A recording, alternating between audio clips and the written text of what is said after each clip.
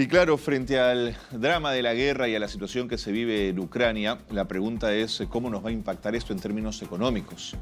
Ya ayer se ha hablado y se ha puesto mucho énfasis en el tema del alza del pan, producto de los insumos, producto del alza de los insumos para este. Estamos con Laureano del Castillo, director ejecutivo del Centro Peruano de Estudios Sociales, de CEPES, que es un experto en estos temas y yo creo que nos va a ayudar a entender un poquito más a qué nos enfrentamos. ¿Cómo te va, Laureano? Siempre un gusto conversar con usted. Bienvenido.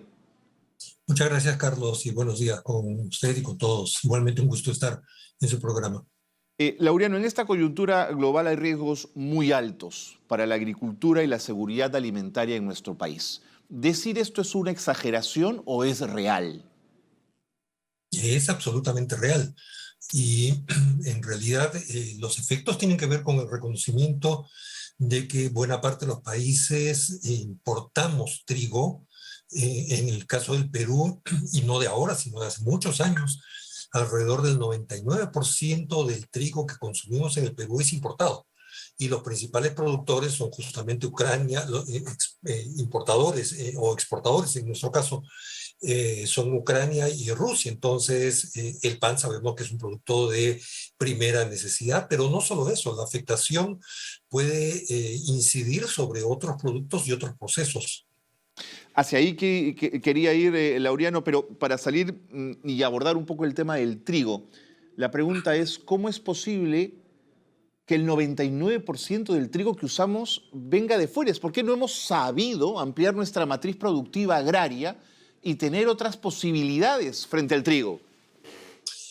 Bueno, ahí hay varias cosas, Carlos. En primer término, nuestra geografía no es apta para la producción de trigo y otro tipo de plantas de ese tipo. Producimos trigo, sí, pero no tenemos las planicies de Argentina, de Rusia y otros países como para producir esto. Entonces tenemos que importar. Pero hay otro factor que tiene que ver con cómo hemos ido sustituyendo algunos productos de consumo masivo. Mi padre era de San Martín y él contaba que de niño ellos no comían pan, ellos comían plátano. Bueno, ahora va uno a San Martín o a cualquier lugar de la sierra y hay que comer pan. Ujú. Entonces hemos desplazado cultivos nuestros y nos hemos vuelto, vamos a decir, dependientes de productos que importamos. Y ojo, no estamos hablando solamente del pan. El pan se elabora con harina de trigo, pero también las galletas, los fideos, Así es. que es igualmente un alimento muy popular y fuente importante de alimentación, se va a ver impactado fuertemente por esta subida del el precio de las importaciones del trigo, ¿no? Pero también hay otros productos que se van a afectar, porque curiosamente otro de los productos de los cuales somos muy dependientes del extranjero, es el maíz amarillo duro. Este maíz, no el choclo, sino el que consumen los pollos, que es su principal insumo. Bueno, pues 77% del maíz que consumimos, amarillo duro, perdón, que consumimos en el país es importado. ¿Y quién es el principal usuario de este maíz? Los pollos. Apoyo. ¿Y cuál es la principal proteína animal que consumimos en el Perú Mm, desde hace décadas? El pollo. El pollo y los huevos. Para no hablar de la subida del petróleo, que tiene efectos en sí, otros sí, sí. factores como la producción de insumos. Básicamente estamos hablando de urea, pero también estamos hablando de su efecto en el transporte. Hacia ahí va mi siguiente pregunta, Laureano, respecto a la producción local y la necesidad de urea, que es además un derivado del petróleo, y que paradójicamente nuestro principal abastecedor es Rusia. Corrígeme si me equivoco, Laureano. Efectivamente, efectivamente. Uno ve las estadísticas y encuentra que nuestro principal abastecedor de urea es Rusia y que tiene la urea que tiene un precio bastante volátil. Estaba viendo las estadísticas del anteaño pasado, del 2020, ya con la pandemia, y esto ha tenido una evolución con una tendencia clara hacia el aumento. Y eso es lo que reclaman los agricultores en varios pronunciamientos que estamos viendo en estas semanas, inclusive meses, hacia el Ministerio de Desarrollo Agrario y Riego es, oiga, la urea ha aumentado 2 y hasta 3 veces su precio. En esas condiciones, cómo se puede producir adecuadamente, ¿no? Entonces es un factor bastante serio. Laureano, ¿y qué porcentaje de la producción agraria del país depende de la urea como fertilizante? Bueno, aquí lamentablemente la información es una información ya un tanto vieja. Nuestra información agregada proviene del último censo agropecuario, que es del 2012, es Ujú, decir, de hace 10 años. ujú. Y eso nos indica que hay una proporción importante de agricultores que no usan fertilizantes y abonos. Eh, y del 62% de aquellos agricultores que usan fertilizantes y abonos, se trata de fertilizantes químicos, principalmente la urea. Entonces, un incremento muy alto, como estamos viendo, del precio de este insumo, de este fertilizante, puede acarrear dos cosas. En primer lugar, que aumentan los costos de producción, Claro, y en aquellos casos que los agricultores pueden, van a aumentar su precio. Digo aquellos que pueden porque normalmente sabemos todos que hay un tema de comercialización, que los agricultores se quejan que los acopiadores les compran barato y en este caso ellos tienen que asumir las pérdidas.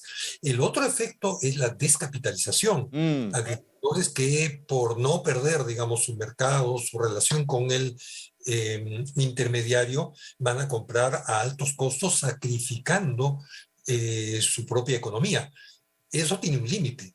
Y el límite yo creo que ya está bastante cerca porque desde el 2020 que empezó la pandemia se advirtió, perdón, se advirtió de este problema, ¿no? Con claro. las restricciones para la comercialización, las restricciones para que los agricultores accedan a otros ingresos. Recordemos que ya los censos nacionales desde hace varios años nos muestran que los agricultores no solamente viven de lo que producen, sino que combinan con otros De ingresos, como acuerdo. por ejemplo un aumento de producción, pero yo diría que eso tiene que ver con la producción a la que entraron muchos migrantes que regresaron de la ciudad. Claro. Acordémonos esas imágenes dejadoras caminando hacia el interior del país.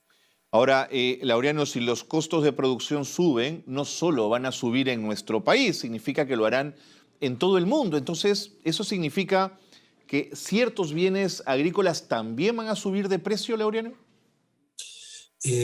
Carlos, yo diría que esos precios están aumentando.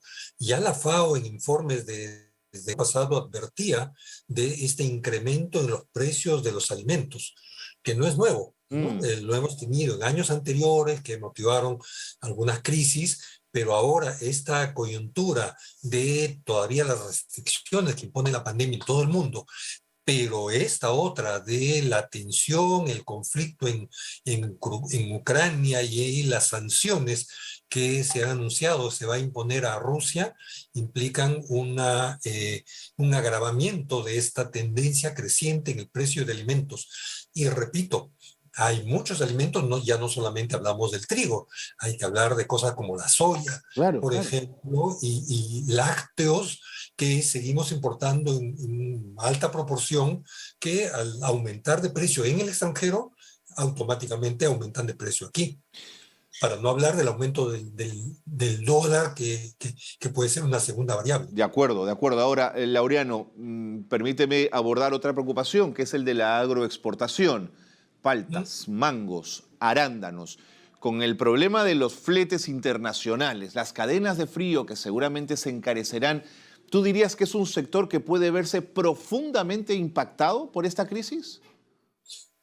Yo diría que se va a ver afectado como en general el comercio. Recuerden, en todo caso, no sé si los televidentes lo saben, hay un problema de crisis de containers, de estas cajas Exactamente. metálicas enormes, justamente por la congestión en los puertos. Entonces, como hay esta congestión en los puertos, no hay la fluidez para que los barcos puedan trasladarse y llevar los containers donde se transporta ya más modernamente los productos, aunque también hay Mm, barcos graneleros, ¿no? Pero yo diría que la agroexportación se está viendo afectada como todos, pero recordemos otro factor, y es algo que desde el inicio de la pandemia los ministros de Agricultura señalaron.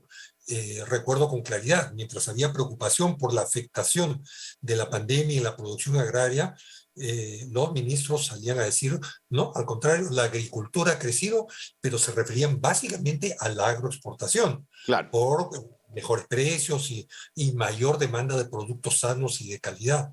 Pero recordemos, la agroexportación es una parte muy pequeña de nuestra Es agricultura. verdad. Recordemos, de los 2.200.000 unidades agropecuarias, el 97% son agricultura familiar, Mm, pequeños, medianos y minifundistas. de acuerdo, de acuerdo. Importante esa acotación, Laureano. Ahora, todos los países del mundo de alguna manera se van a ver impactados por esta situación. ¿O es que nosotros más, Laureano? ¿Qué tarea no hemos hecho para que ese impacto lo hubiésemos podido reducir? Bueno, hay muchas cosas que pudieron y debieron hacerse, no de ahora, sino desde hace décadas. Menciono un asunto que puede ser incómodo para algunos, pero hay que recordar que desde hace 30 años nuestra política agraria ha estado enfocada en apoyar, promover, incentivar la agroexportación. Hemos tenido resultados espectaculares, ¿no? Sin duda alguna, y Capiura son los mejores ejemplos, pero repito lo que dije hace un rato, la inmensa mayoría de la agricultura peruana está en manos de agricultores y agricultoras familiares, para los cuales ha habido muy pocas medidas. En tal sentido, cuando al inicio de este gobierno se anunció una segunda reforma agraria, descartado el temor de afectaciones y expropiaciones de tierras, y se entendió que se trataba de un conjunto de medidas orientadas a la agricultura familiar, muchos se entusiasmaron. Nosotros, con algo de crítica, dijimos, sí, hay que apoyar eso. El problema es que van pasando 7 meses y no se ve Entiendo, nada, entiendo. o muy poco, más allá de declaraciones, lineamientos, pero en lo fundamental, el agricultor familiar está muy preocupado, y es más, hay anuncios de posible paro nacional agrario para el mes de abril, si es que no se atiende las necesidades de los agricultores. Y por otro lado está lo que mencioné hace un rato, cómo, y esto ya es política o políticas del Estado, cómo no se atiende la necesidad de la seguridad alimentaria en términos de producir y consumir lo que podemos en el Claro, país. claro. No comida De chatarra, acuerdo, pan y fideos, etc. de acuerdo. Laureano, creo que ha sido sumamente claro. Muchísimas gracias por habernos ayudado a entender un poquito más cuál es la situación en la que nos enfrentamos y ojalá que esto no se alargue porque, por supuesto, todo podría verse mucho más impactado. Muchísimas gracias, Laureano. A ustedes, Carlos, y buenos días. Laureano del Castillo, director ejecutivo del Centro Peruano de Estudios Sociales, CEPES, probablemente una de las personas que más sabe de estos temas, y miren en los pocos minutos que hemos podido conversar con él, el análisis que nos ha dado respecto a este problema.